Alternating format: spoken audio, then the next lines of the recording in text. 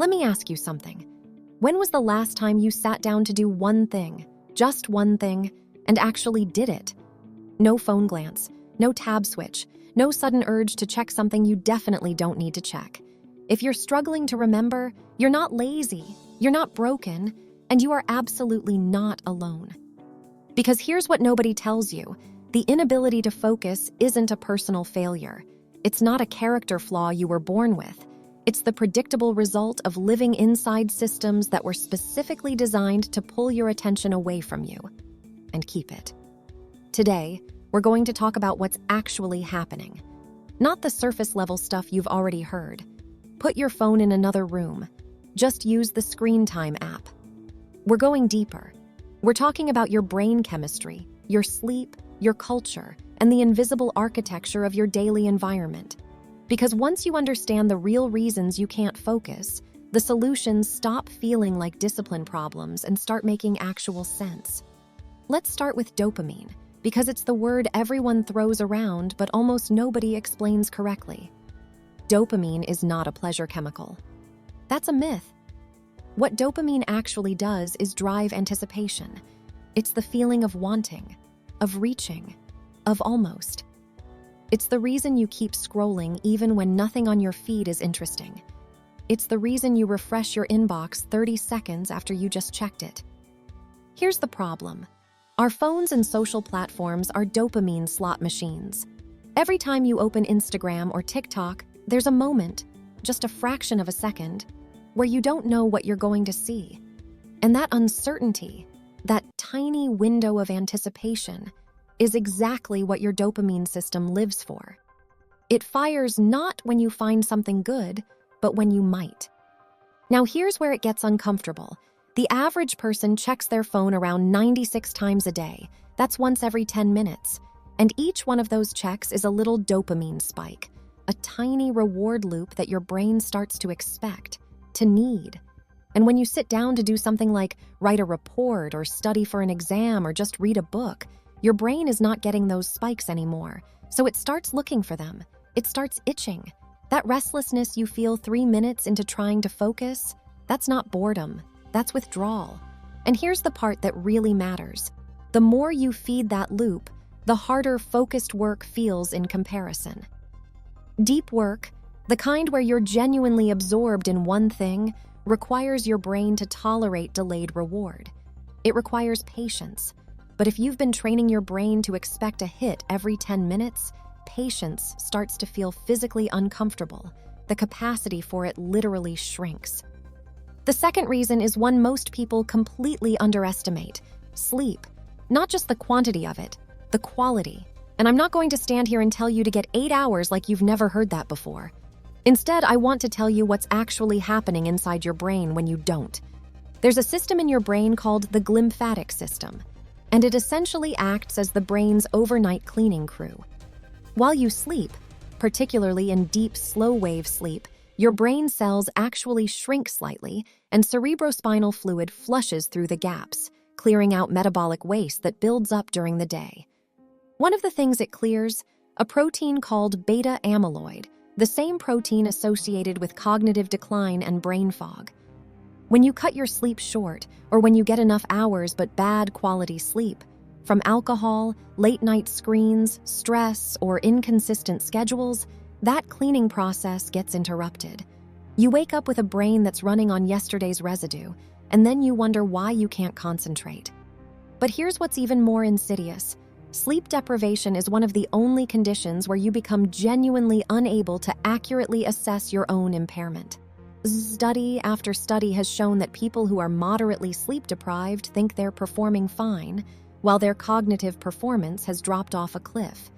You don't feel as tired as you are, which means millions of people are walking around operating at a fraction of their mental capacity and chalking up their inability to focus to stress or lack of motivation or just the way their brain works, when really, they just need sleep. There's a third reason for the focus crisis, and it's cultural. We have built an economy and a social identity around busyness and availability. Being reachable at all hours is now coded as professionalism. Responding fast is a virtue. Having a full calendar is a status symbol. and somewhere along the way, we started to confuse activity with productivity. The result is that most people never have a moment of genuine psychological downtime. You're not just busy during work hours, you're mentally on during your commute, during meals, in the 10 minutes before bed. Your brain never gets to idle. And this matters for focus because the brain's default mode network, the part that activates when you're not focused on an external task, is not wasted capacity. It's where your brain consolidates memories, processes emotions, generates creative insight, and basically does the maintenance work that makes future focus possible. When you fill every idle moment with a podcast or a scroll session or a quick check of the news, you're essentially denying your brain its recovery time. You're keeping the engine running when it needs to cool down. And over time, this isn't just tiring. It starts to erode the very capacity for deep attention that you're trying to build. Think about it this way. The best athletes in the world spend enormous amounts of time on structured recovery. They treat rest as part of training, not as the opposite of it. Mental focus works the same way. Real cognitive performance requires real downtime. And real downtime means not just doing nothing physically, but actually giving your mind unstructured space. Boredom, basically, which we've now engineered almost entirely out of modern life. There's a fourth reason, and it's the one that feels the most fixable once you actually see it: your environment. Specifically, the extent to which your default environment is optimized for distraction rather than focus. Every notification on your phone or computer is a context switch, and context switching is brutally expensive in terms of cognitive energy. Research from UC Irvine found that after an interruption, it takes an average of about 23 minutes to fully return to the original task. 23 minutes. If you're getting 10 notifications an hour, you're essentially never in deep focus. Ever.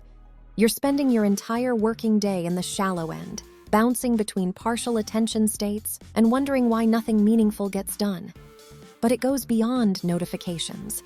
There's something called attentional residue, a term coined by researcher Sophie Leroy, which describes what happens when you switch from one task to another. Part of your attention stays stuck on the previous task. You might have physically moved on, but your brain hasn't fully let go. This is why multitasking is such a myth. You're never really doing two things at once. You're doing two things badly, in rapid alternation, with cognitive debris piling up behind you. And here's the environmental piece that most people miss. The mere presence of your phone, even if it's face down, even if it's silent, has been shown to reduce available cognitive capacity. Not because you're using it, just because part of your brain is quietly monitoring it. The discipline required to ignore it uses up mental resources you could be spending on focus. Your environment isn't neutral. It is either supporting your attention or stealing it. So what do you do with all of this? I want to give you a few things that are actually grounded in the mechanisms we've been talking about, not just generic productivity advice. First, friction and environment design.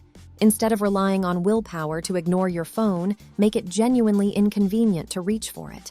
Put it in a different room during focus blocks. Use website blockers.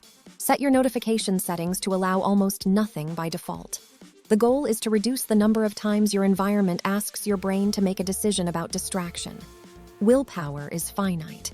Your environment can be configured once and work passively for you all day. Second, protect your default mode time. This means building in genuine, unscheduled, stimulus-free time into your day. Not meditation necessarily, though that works. Just walks without headphones, meals without a screen, commutes spent looking out the window. The goal is to let your brain wander. This isn't laziness. This is neurological maintenance.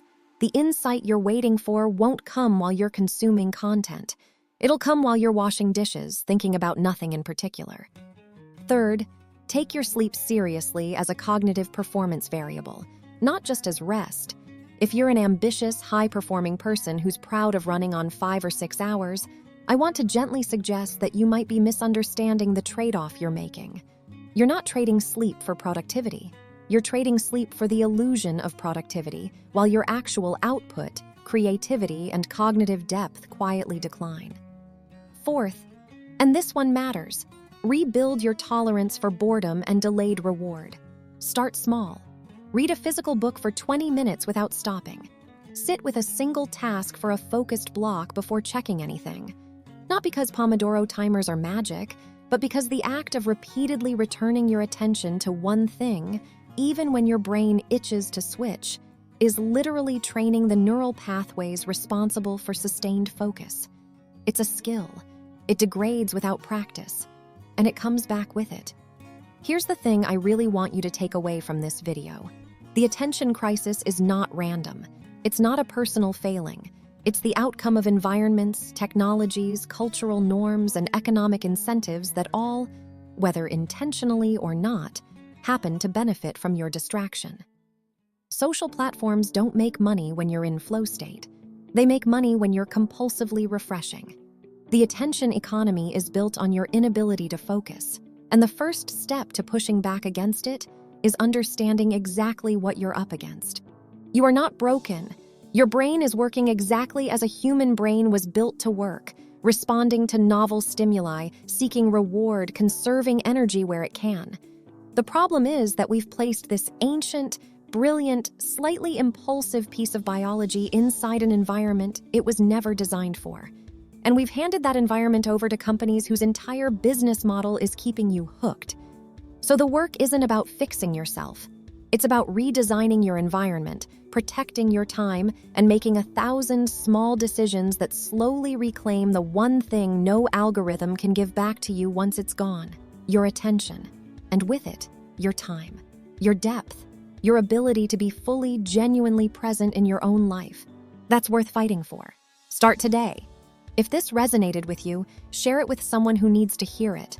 And if there's a specific part of this you want to go deeper on, the neuroscience, the habits, the tech design, let me know in the comments. If you found this helpful, drop a like and consider subscribing. See you in the next one.